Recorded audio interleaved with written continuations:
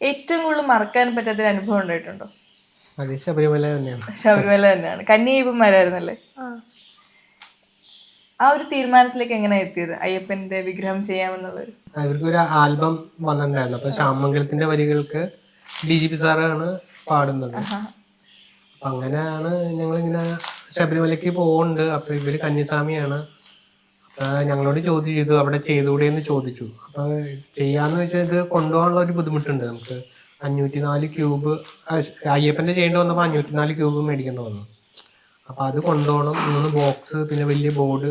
അപ്പൊ ട്രാവല് നമുക്ക് പാടാണിത്, മല കയറുമ്പോഴൊക്കെ. അപ്പൊ സാറിനോട് പറഞ്ഞപ്പോ സാർ അതൊന്നും നോക്കണ്ട, നിങ്ങൾ അവിടെ വന്നാൽ മതി, ബാക്കി കാര്യങ്ങള് മേളില് നിങ്ങൾ ആ സ്റ്റേജിൽ എത്തിച്ചു തരുമെന്ന് പറഞ്ഞു. അങ്ങനെ ഫുൾ സപ്പോർട്ടീവ് ആയിരുന്നു സാറ്. പിന്നെ ശ്യാമംഗലത്തും പ്രശാന്തൊക്കെ ഞങ്ങളുടെ കൂടെ ഉണ്ടായിരുന്നു.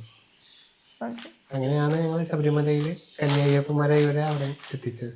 വാർത്തകളിലൊക്കെ നിറഞ്ഞു നിൽക്കുമായിരുന്നു.